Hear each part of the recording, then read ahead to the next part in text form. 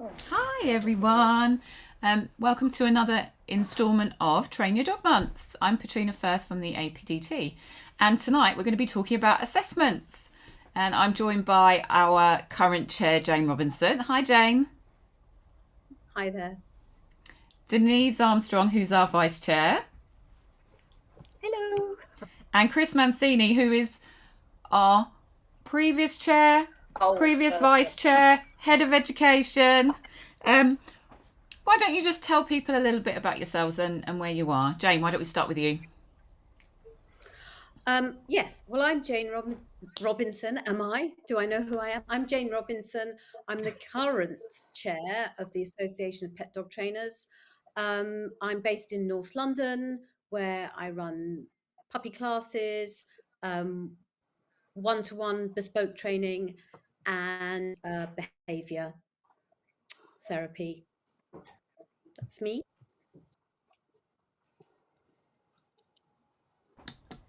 Denise, do you want to go next? Okay, so I'm Denise Armstrong. I'm based in a village called Little Haddon, which is by Stansted Airport, which most people know about the airport, but not the village. And I run red dog training, providing classes, agility, and one-to-one bespoke training and support. And I also run an adventure park specifically set up, which is a secure field for dogs that can't be let loose in public. Great. And Chris, it's you. And I'm Chris Mancini, and I'm based up in Cumbria, running Puppy Pals Cumbria classes and one-to-ones and packages and even some online stuff as well. Perfect. So you guys are all assessors and we've all been assessed, haven't we? Yeah, Indeed. absolutely. Hope so, because we're all full APDT members. Chris, why don't you start us off with how the assessment used to be? Oh, okay. So back in the day, which is many years ago, and I was trying to remember exactly when, but I can't. It was in the 90s, I'm pretty sure. That seems so long ago now, doesn't it? And basically, you contacted the office, which I believe was CC Guard at the time, and said you wanted to be assessed, and she sorted you out an assessor. It was just one person, and you had to just tell them when your classes were, and they didn't exactly tell you when they were going to rock up. It was just going to be at some point in the next 3 or 4 weeks or whatever. And so then they would rock up for your class, sit there with a little clipboard making notes, then have a little chat with you afterwards, and then they'd go away. You wouldn't find out at all at the time whether or not you'd pass, and they'd pop in a report to the office, and CC would get in touch with you. And I actually originally started assessing in that way. Right. Great. And Jane, how is the assessment process currently? Well, currently it's very, very different to that. The assessment process at the moment is split into two different areas. First, we ask potential candidates to send in written work, and they'll be asked to answer various questions from understanding the 4 quadrants to recommending bits of equipment or not, as the case may be, and writing an essay, for example, about an imaginary class that you would take. And the assessors receive that homework and they mark it. And then, if the candidate's homework meets the criteria, we then invite them to run a class, a live class, with about 4 owners and their dogs. And we are assessing candidate to a very strict criteria. We never know whether they've passed or not. And then after the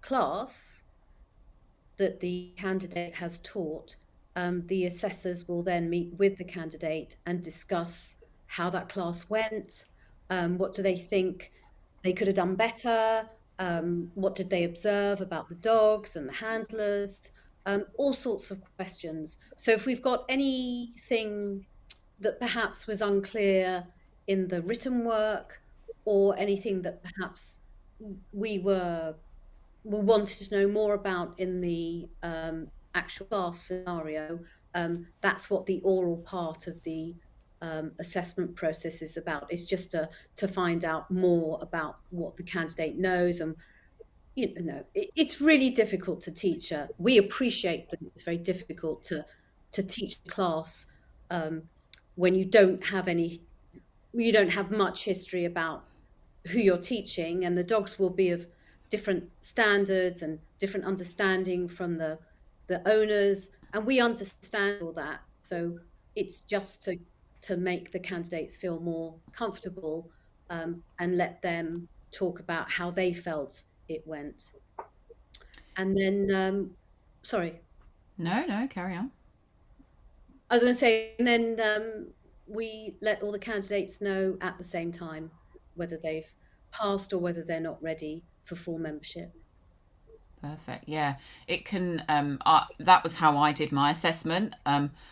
Bit like driving tests. I say, like, the best people passed second time, because I did fail my first assessment, and I think I've said that on a previous live. I think I'd been training about 3 years, to be honest, when I took my first assessment, and I think I was late to my assessment, and I was just all a bit flustered, and I just made some silly errors, really, and because everything was going on all at the same time, I didn't have my eyes looking at what somebody was doing, and they did something which breaks our code of practice. So the APDT is our motto is kind, fair, effective, which means we don't allow for harsh methods, and we don't really allow for putting dogs into positions by compelling them, so pulling them into downs and things like that, and that's what happened to me.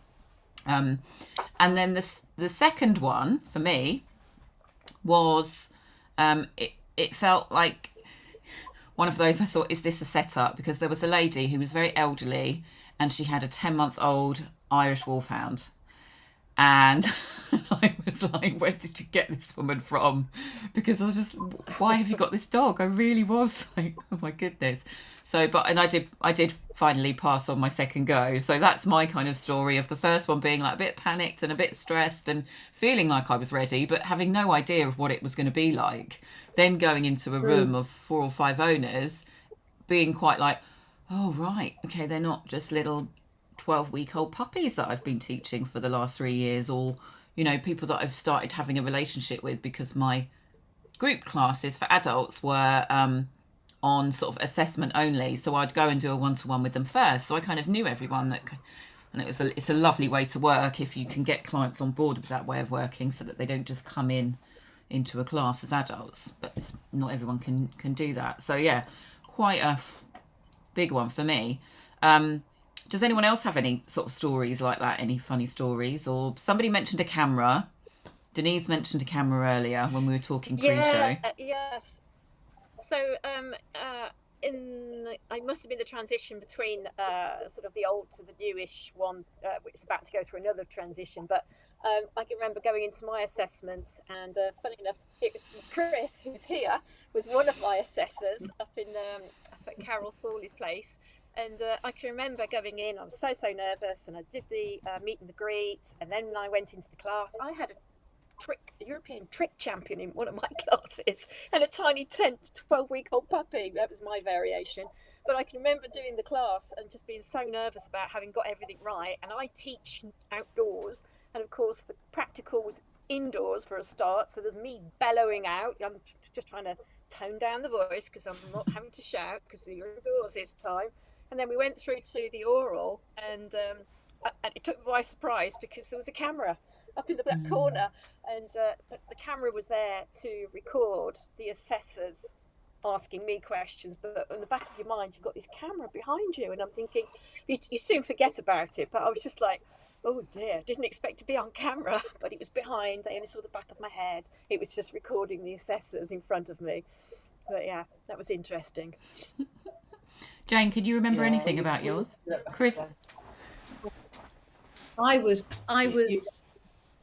so nervous. I can't even, so nervous. And that's why, I mean, we've all been there and we're assessing, we know what it feels like. So our primary concern is to help the candidates relax.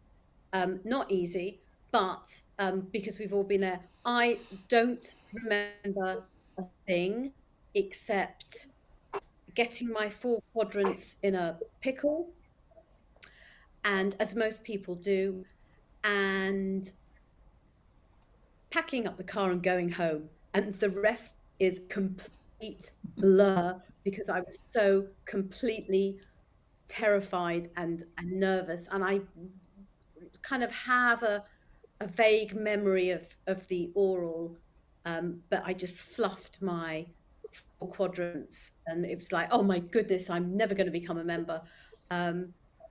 But I was very fortunate because I had been mentored by a certain Chris Mancini. How funny. She gets around. He really does get You around. you can blame it all on me, Jane. Yeah, I will.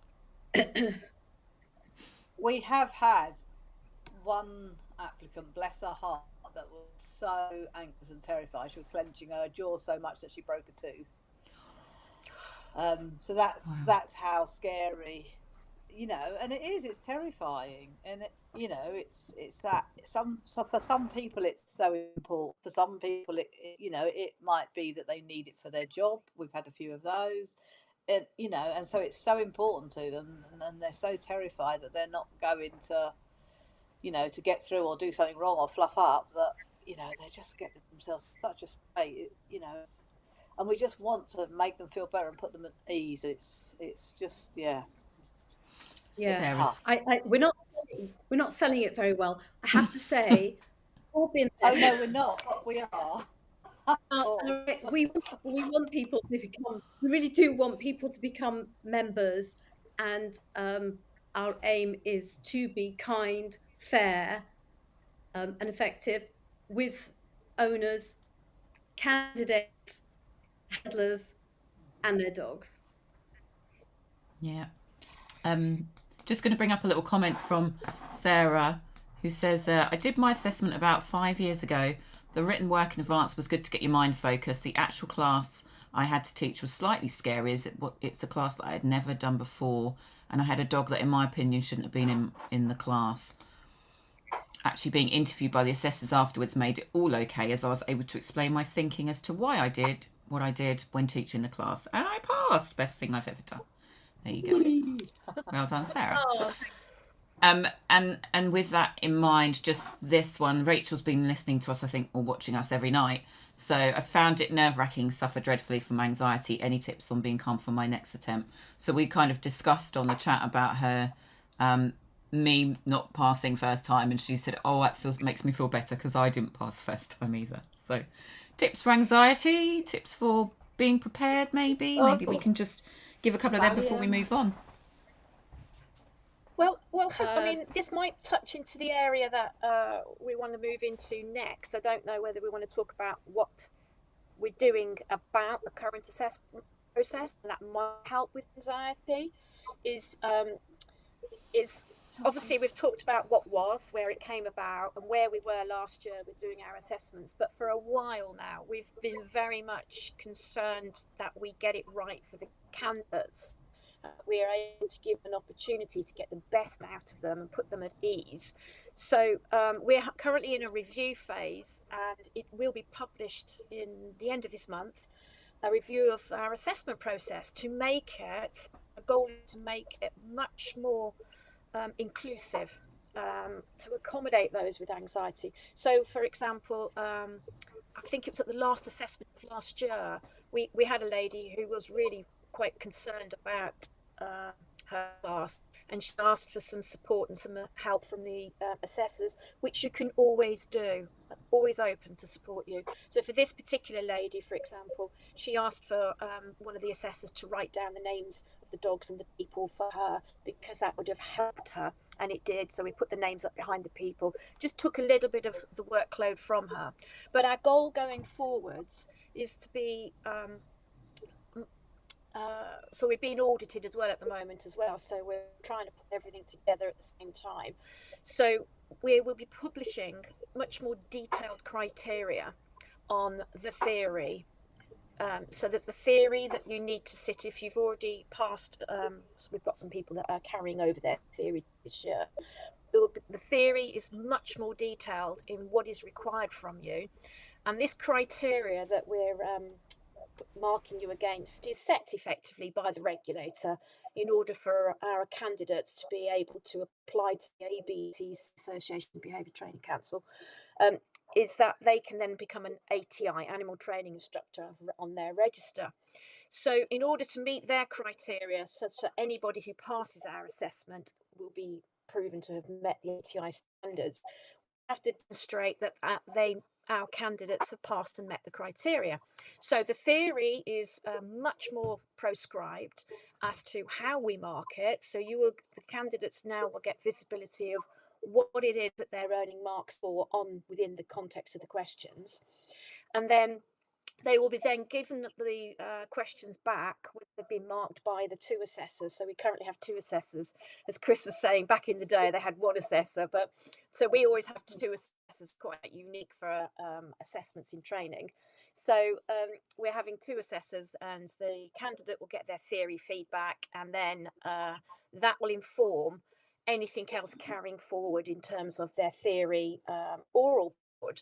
And then on the practical side of it, just so that people know exactly what it is that you're being assessed against, and is the criteria breakdown. So it is almost, we try to make these things as objective as possible, taking out any margin of subjectivity from it. So it is almost like, did I see evidence of that candidate coaching a client through a different technique, maybe because the dog struggled because of this and that? Did they accommodate for that? Were they able to be flexible? Did they demonstrate raising and lowering of criteria? All of these things. So you'll be able to see exactly what it is that will be almost ticked against. So all the yeses are there to do, has this candidate demonstrated evidence that they can do this? And way in advance what it is that we'll be marking you against.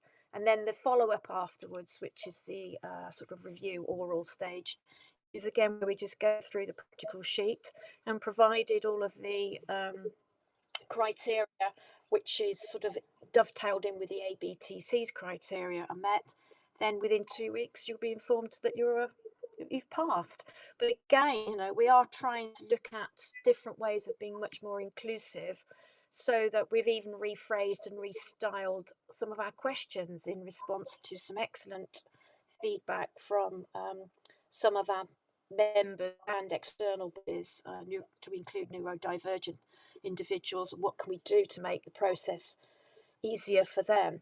Because it's going into an assessment where you don't know what it is that they're looking for, or don't know what it is that they're asking you. In advance, that's going to be a little bit of, and then if we don't see evidence in the practical, don't panic, because that's what the oral's for. The oral's board to say, well, all of the dogs in your class were absolutely immaculate. Talk us through how maybe if a problem was going wrong, what would you do? And then tick that box, because although you didn't demonstrate it because it wasn't your fault, we're able to follow up in the oral. Sorry, I'm mindful that I've just gambled on and on. But I hope that answers some questions. No, that's fine, Denise. I was going to ask you that, you're working on our assessment revisions. Obviously, as an association over the years, the assessment has evolved as different people have taken it on, as there's been changes in the industry. So I think, it's a natural progression that we always look at processes and want to strive to do better. So brilliant. Yeah, they're really, really great. Jane, maybe you can help us out with this. What kind of skills should you have to make a great dog trainer? Oh, Jane. Oh, good grief. Put me on the spot. You I think primarily the skill you Good need to be a communication. great sorry you need to be able to work with people. That's what I love doing. I love working with people, and I love working with people who share their lives with dogs. You need to be an excellent communicator. You need to understand canine body language primarily, and human body language as well. And you need to be flexible. There's more than one way to teach the same behavior. You're working with different people who have different needs, who have different expectations, different dogs. Every client that I see with every dog is unique, and you need to be able to tailor your training to them. With regards to your assessment, that's something that you're interested in. You need to be able to demonstrate how to teach various exercises, from perhaps or for perhaps somebody who's not taught their dog to sit to somebody who has a 10-minute sit stay, who knows. But we want to see that trainers are flexible, and that they can teach an exercise from scratch right through to an advanced level if needs be. But I would say to be a good dog trainer, you really need to be able to work with people and understand their needs and the needs of their dogs. Does Great. that answer your question? Absolutely. Anyone else got anything to add on that one? No? No, I think Jane's right. It's about we all join this because we all love dogs. That's where our lives, careers start, really.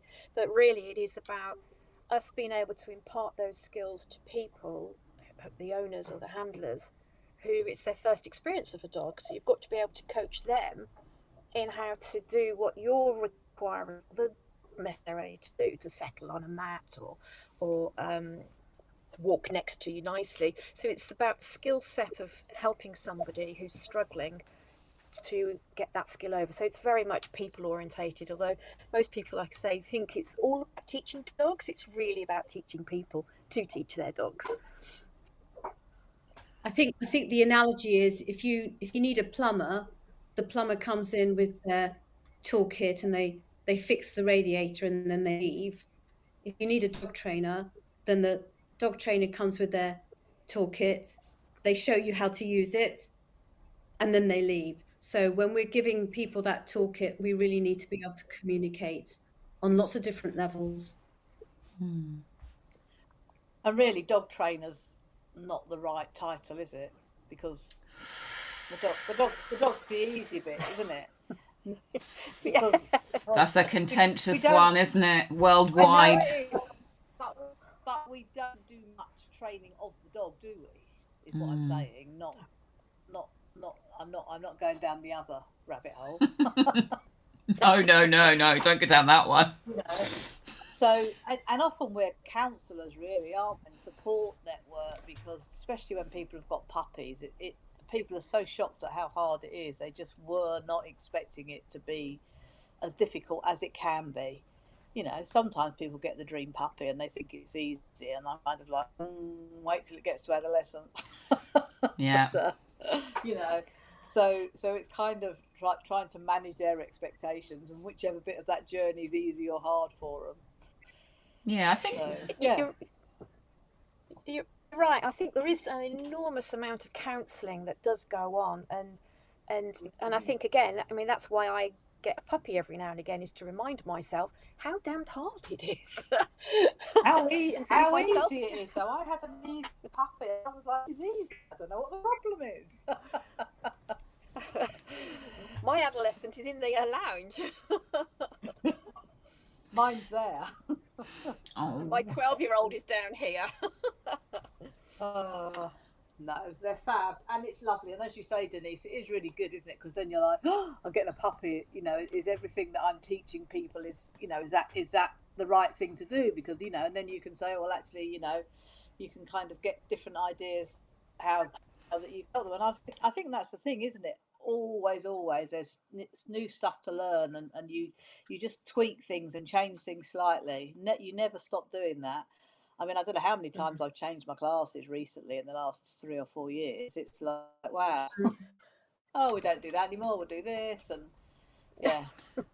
So Yeah, I mean, sorry, I was just going to say, you talk about flexibility, and full members of the APDT are expected to do a certain amount of professional development per year to keep their skill sets up to date. But Chris is absolutely right. Within that, there are certain things that we focus on and we teach now.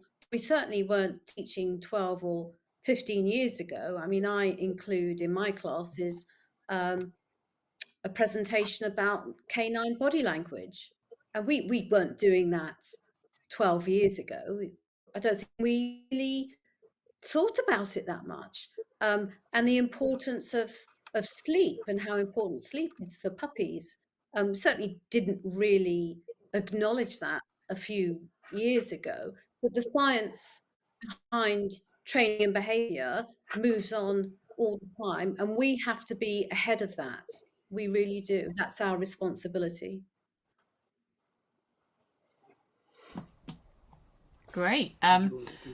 So Chris, if you feel like, well, maybe I want to apply for membership, I'm not sure, perhaps you can just tell us a little bit about how the education course can help people prepare or develop or ready for assessment. So, so I guess we have quite a few people come on the education course that have not done any training whatsoever. So they come along and they do the foundation, but then we often have people coming along to the advanced course because they're already training, but they maybe have only just trained with one club, for example. So they can expand their skill set, learn different ways to the exercises, because that is quite important so that they can adapt. They'll learn skills to help with training people with disabilities, and again, actually how to set up a class environment and how to communicate to a class as a whole as well as individually, which are all things that will be assessed if you do want to take your assessment. And plus you're making a network of people as well. So yeah, I think we've had a lot of our students have come through and done our part 1 and part 2, and well, are now full members. In fact, Sarah that messaged earlier, she did our advanced a few years ago. So. And another thing to mention on that probably actually is if you do the education courses, you are then allowed, invited to become an to become an APDT student member. And APDT student members have quite a lot of access to full members. So it means that they can go along and watch other people's classes, or when people are looking for an assistant, they'll go out to the student members looking for help with that. So I think that's also something worth highlighting, is if you're not sure about, am I ready for membership, I want to go and do an education course, you can then apply for student memberships, right? Isn't it, Chris? Is it? Yeah, absolutely. Yeah. Once you've done foundation and part 2, and then you can become a student member. And we tend to say, I think it's about 5 years. We like to take your assessment within that time, because that's giving you enough time then to go out, get some more experience, and and go and watch other class stuff like that. Great. But even if you're just still thinking about it and you are only training with one club, it's worth going and looking at some other classes, how their setup is and run, because otherwise we just think this is the only way to do it. But it's there's so many varieties and different ways to run your classes out there now. It's really worth going and just popping along and having a look. Most people are accommodating, some not so much, but but if you can get the opportunity to pop along, then do. And Chris, you had a little claim to fame that you said earlier. You said that You assessed Chirag Patel, and I used to assist Chirag Patel back in the day for a little while. Yeah. So, I think I was more stressed than him, not because Chirag Patel was just Chirag Patel, a wonderful young man that I was very fortunate to go and assess and think, oh my God, this guy's amazing. But it was awful traffic getting across London, as you can imagine, in an evening. So I ended up being late. So the poor guy was stressed himself. But yeah, it was just like, yeah. The potential was just there already in abundance. So yeah, my claim to fame. I assessed him and obviously passed him. does anyone have any interesting stories maybe about what made you decide to become a dog trainer? A dog training instructor? Dog training. May I just say that I have done the journey from the person who didn't know one end of a dog from another and started at that APDT instructor's course, and I kind of rocked up because my background is in entertainment. I used to work in Hollywood, and I don't know how I ended up doing this, but anyway, I rocked up to the instructor's course, and I just thought I'm just going to be a fish out of water here, and I've never felt so welcomed. And there was such a lovely variety of people with different skills, but the instructor's course was amazing. And then I was very fortunate because Chris was in London at that time. So I was mentored with by Chris and Val. And then I did my assessment. And then I joined the committee, and here I am as the chair. So I think I've done that journey. You've done the journey. I have, and I can wear the t-shirt. That was all in 6 months. Yeah, I did it in half an hour. I still don't know one end of a dog from another. But anyway, what I'm saying is, what a lovely community to be a part of.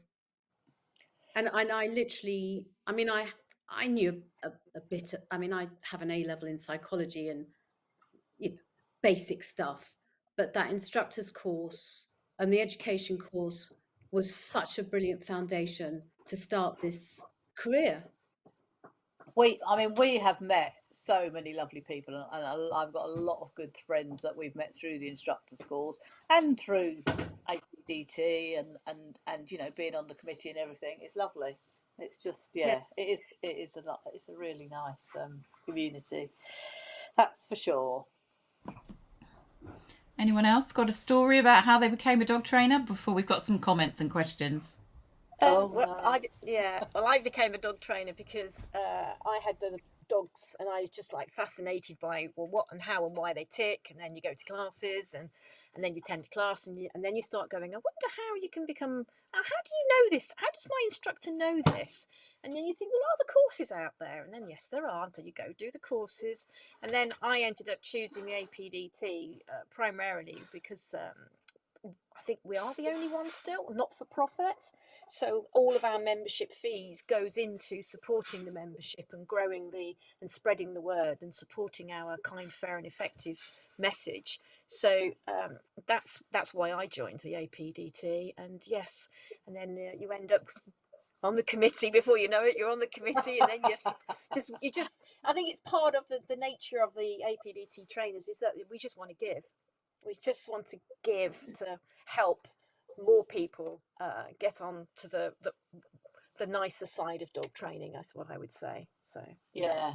I always say I'm never going to be rich because I'd rather give for nothing and make sure the people and the animals are okay, because that's just how it is. But yeah, I mean, I became a dog trainer, but in a slightly different way, because I worked from a veterinary nursing point of view, and then back in the day there was no such thing as an instructor's course as such to do dog training, and I ended up going in and doing the cope courses, and that's a general behaviour thing, not just for dogs, but obviously gave me bit of a background in behaviour, which was very useful. And then we set up at the vets, and there wasn't a lot of choice of organisations to join, shall we say.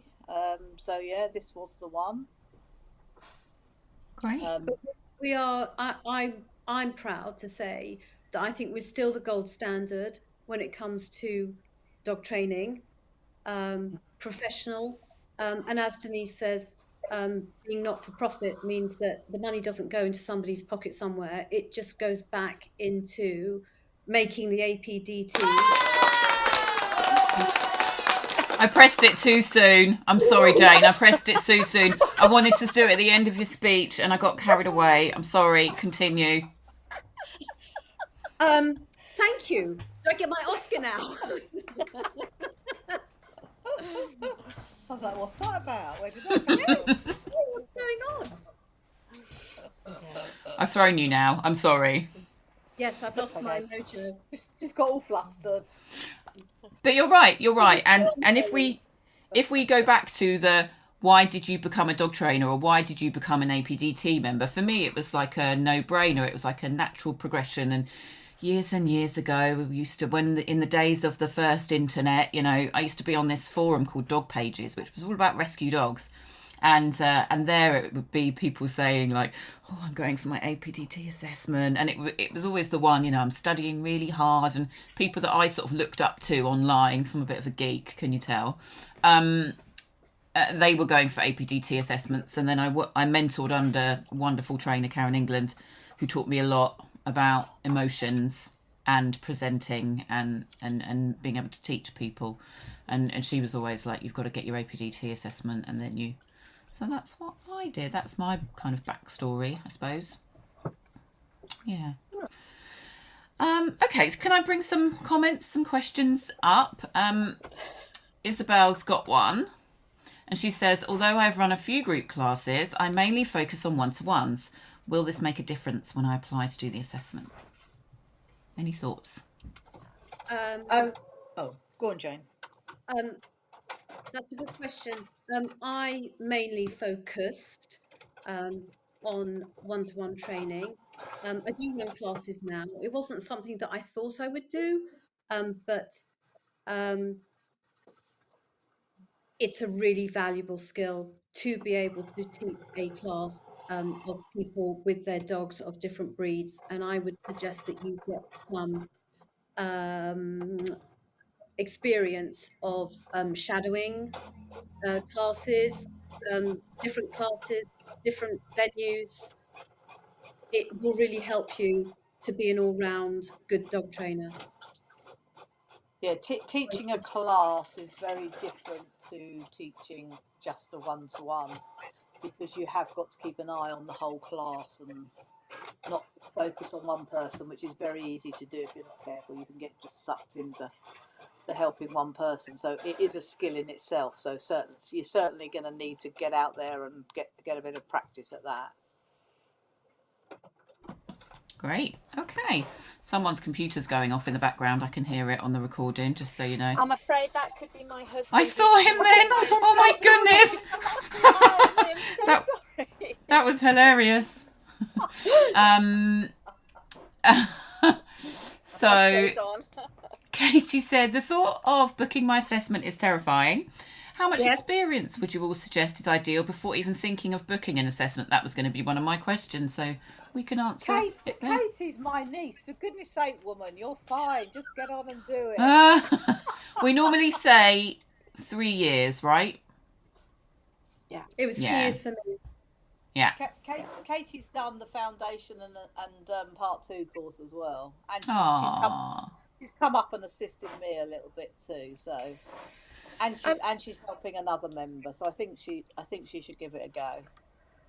I mean, and again, that's in part what the criteria, the theory and the practical, which will be online on our website very shortly. If you read through all that list and you go, yeah, I can do all of that. I'm ready. And I've got experience of class shadowing and I'm confident. It's reading the list and thinking, can I demonstrate, or have I the ability to demonstrate all of this? and if not, don't panic, because you've got the practical oral as well to support it. But yeah, that's what I would do. Probably best I don't assess you though, Katie. I'd imagine so, right?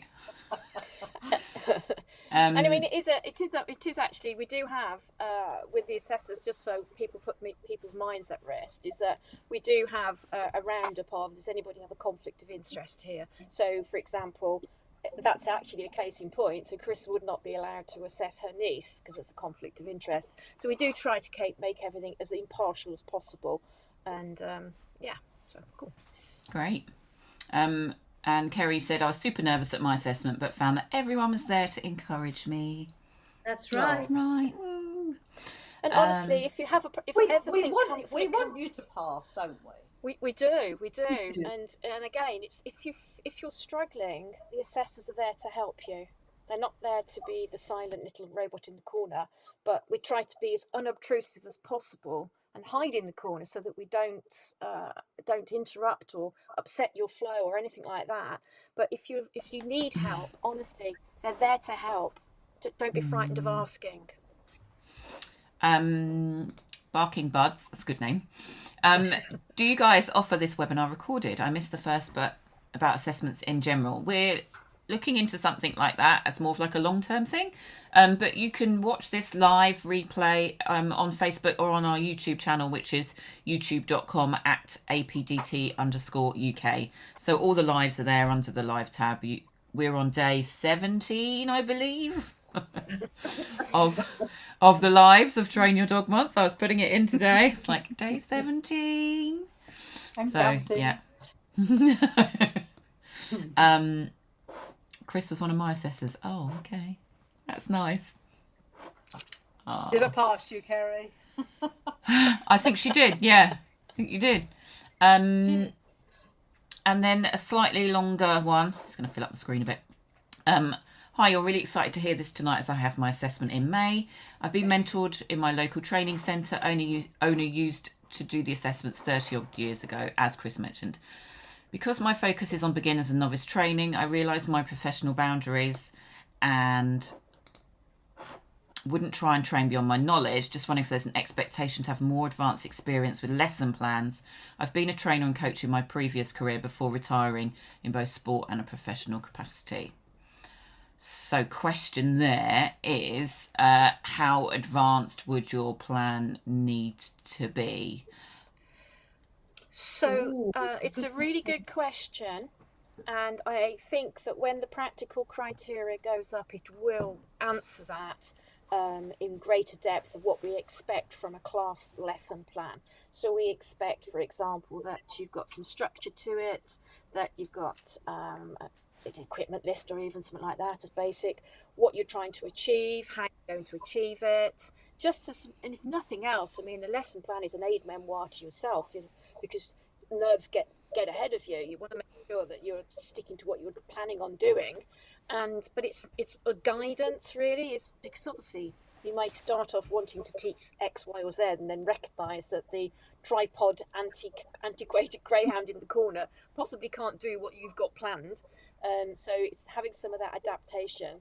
But yeah, so the criteria of like what you need to do, we ask you to do 4 exercises, which is explain a marker, lucid walking, a down, and a leave it.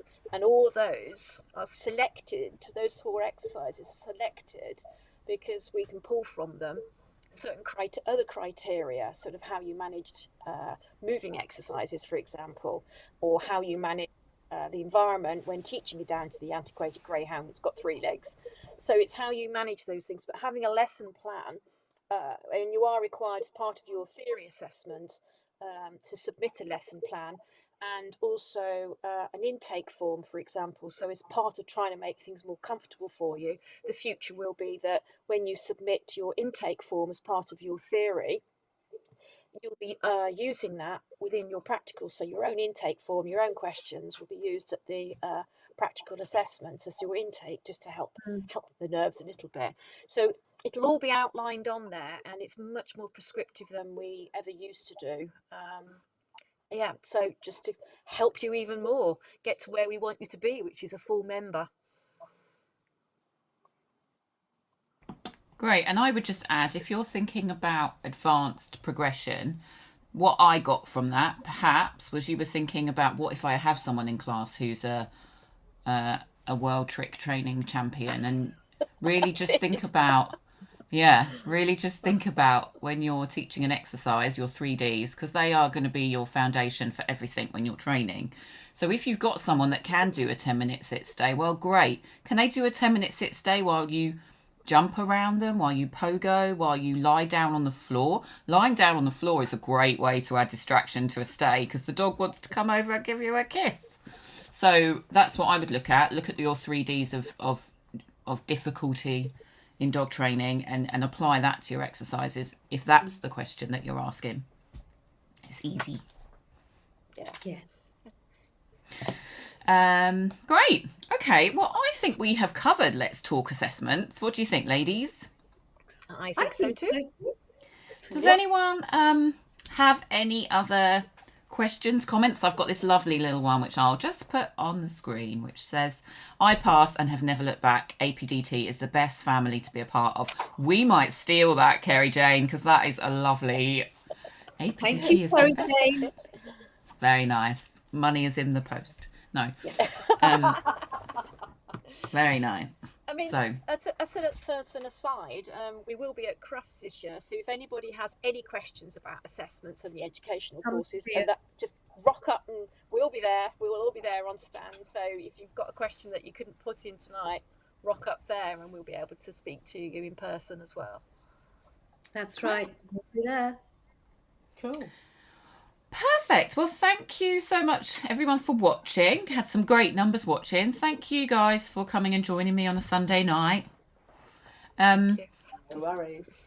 And that just leaves me to say, come back tomorrow. Yes, day 17, Sarah. I'm counting them up. Don't worry. We are nine days until the end of January, and then it'll be a little G&T. Just one. Only a little one. Large one. You can buy me bottles of gin on. I digress. Tomorrow I'm going to be joined by Caris, I can't get my words out now and I haven't had a drink.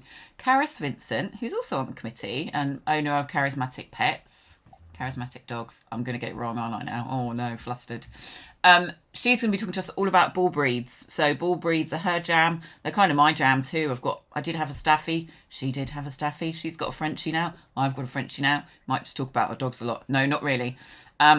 She's going to be talking to us about owning and training bull breeds and their kind of quirks. So it'll be me and her going back and forth and probably going a bit gooey-eyed over bull breeds because they're so lovely. So come back at 6 tomorrow.